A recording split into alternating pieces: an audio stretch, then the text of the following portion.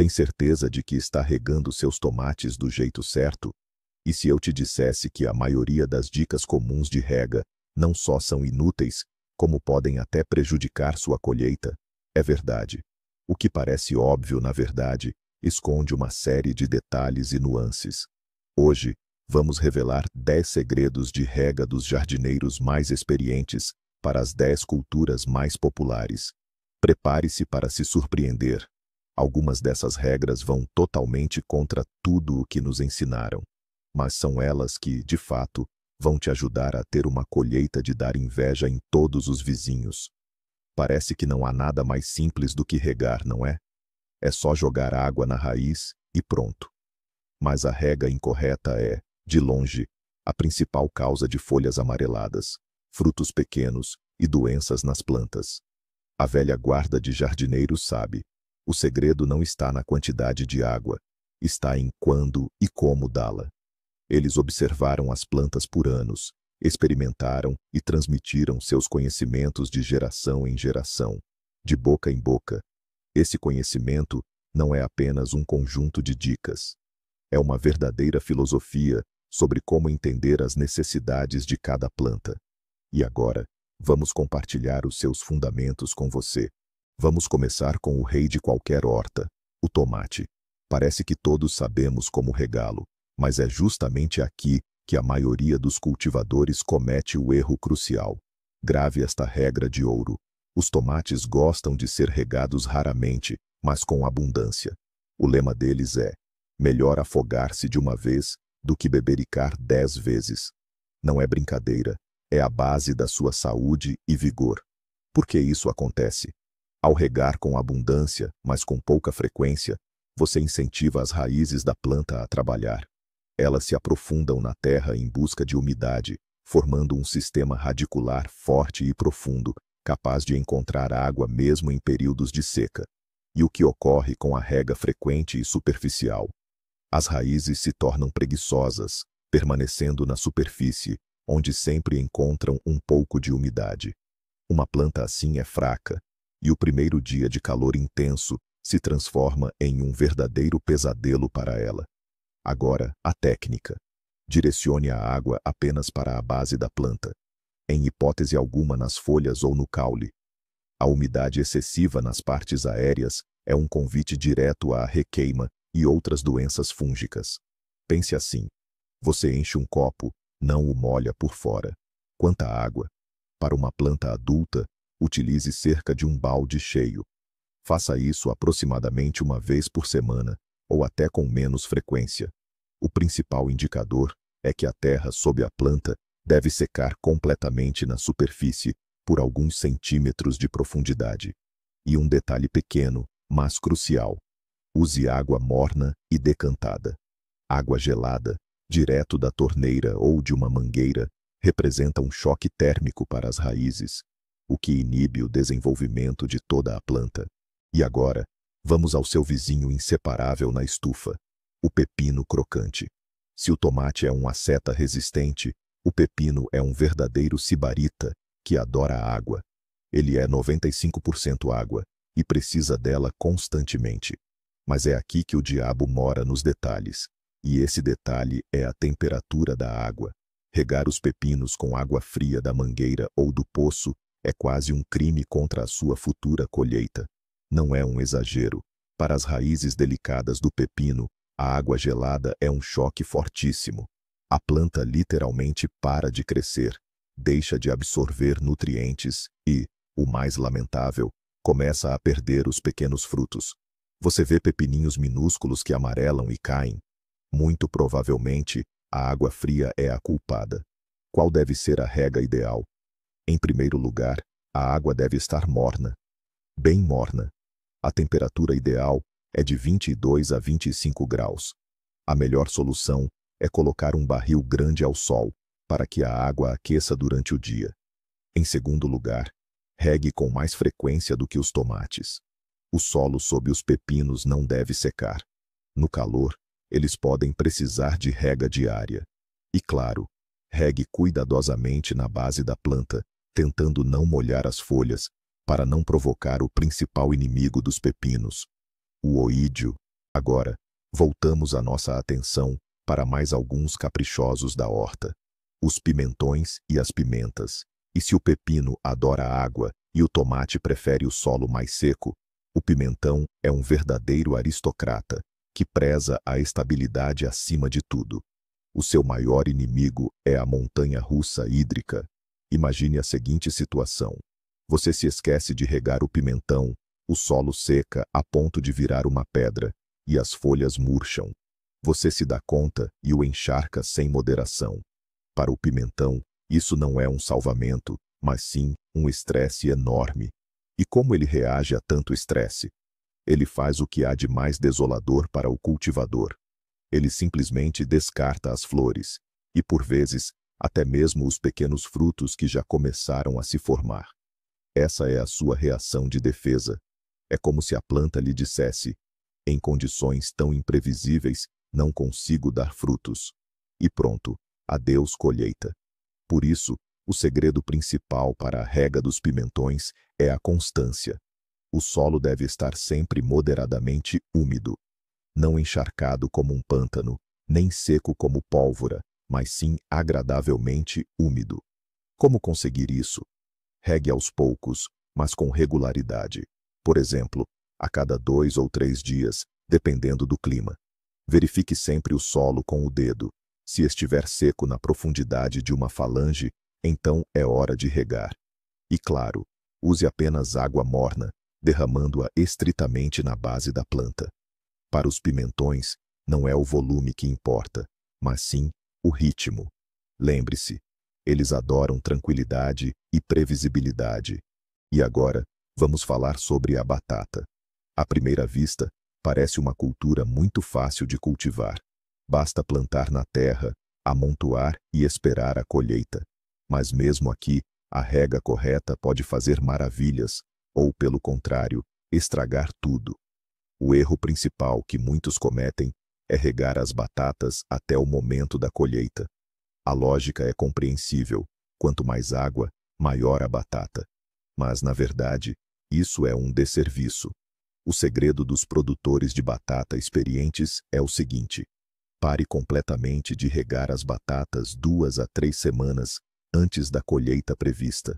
Por que isso é tão importante? Em primeiro lugar, influencia diretamente o sabor. A batata que cresceu com excesso de umidade até o fim ficará aguada e sem sabor. Aquela que teve um período de seca acumula amido e torna-se mais farinhenta e aromática. Em segundo lugar, é uma questão de armazenamento. Os tubérculos colhidos de solo úmido conservam-se muito mal. Ficam mais suscetíveis à podridão e a várias doenças. Já a batata de solo seco tem uma casca mais resistente, cura melhor e poderá ser guardada na sua adega até a primavera sem problemas. Então, lembre-se, quando a rama começa a amarelar e a murchar, este é o sinal não só de que a colheita se aproxima, mas também para guardar o regador. Deixe a batata preparar-se para o longo inverno. E agora, vamos falar da rainha da horta, essa soberana das conservas e dos pratos fartos: a couve. Essa planta, com suas formas generosas, simplesmente adora beber. Mas bebe de uma forma muito particular. Para ela, uma rega superficial é completamente inútil. Imagine que está a tentar dar de beber a um elefante com uma colher de chá. É mais ou menos assim que a couve se sente quando a rega aos poucos, todos os dias.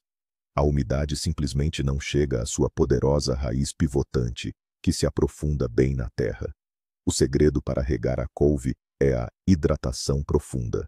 A água deve molhar o solo até a profundidade de uma pá.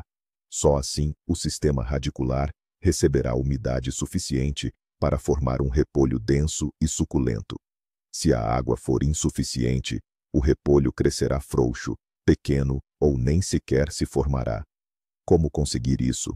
Regue a couve com menos frequência do que os pepinos, mas muito mais abundantemente, 1 vez por semana, mas de forma que se forme uma verdadeira poça debaixo de cada planta.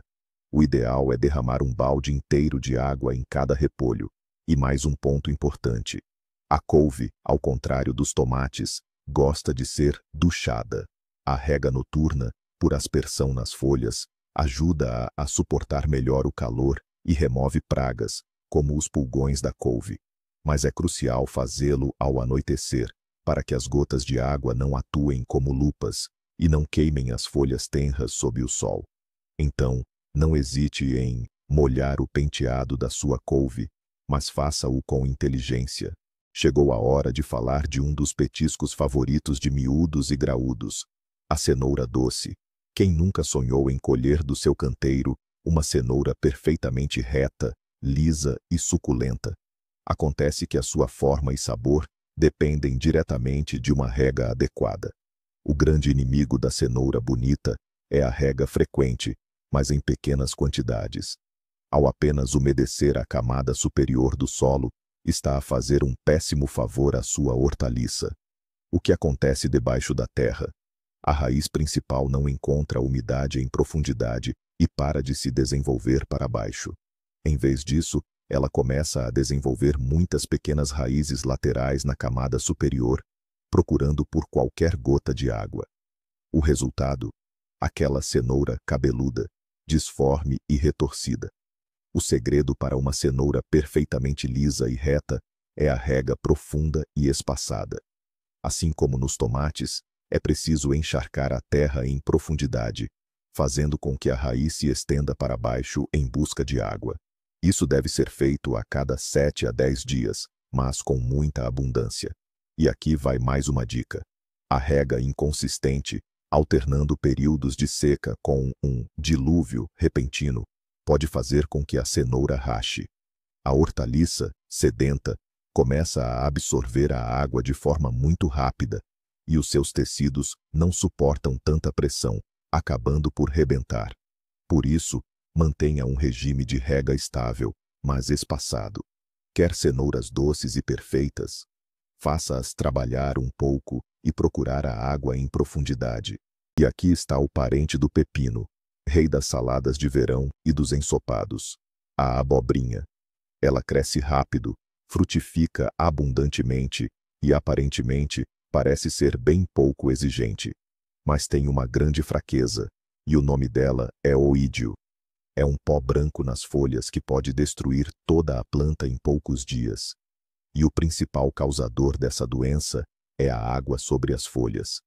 A abobrinha, ao contrário da couve, simplesmente detesta ser regada por cima. Cada gota de água em suas enormes folhas, especialmente em tempo fresco, é um foco potencial de infecção. Por isso, o segredo principal para regar as abobrinhas e seus parentes, como as abóboras patisson e as abóboras em geral, é ter o máximo de cuidado. A rega deve ser feita estritamente na base da planta, na zona das raízes. O ideal é, já no momento do plantio, fazer uma pequena bacia ao redor do caule e direcionar toda a água para lá. Assim, você irriga a planta e mantém as folhas secas e saudáveis. Quanto à frequência, as abobrinhas gostam de rega regular. O solo ao redor delas deve permanecer úmido, especialmente durante a floração e a formação dos frutos. Se não houver água suficiente, os frutos podem ficar amargos ou apodrecer na ponta. Então, lembre-se, para a abobrinha, água na boca, não na cabeça. E assim, sua colheita será limpa, saudável e muito abundante. E chegamos à fruta de verão mais querida, o morango. Ele também tem um segredo importante, e o desconhecimento dele pode arruinar uma grande parte da sua colheita. Seja sincero, quando você rega seus morangos?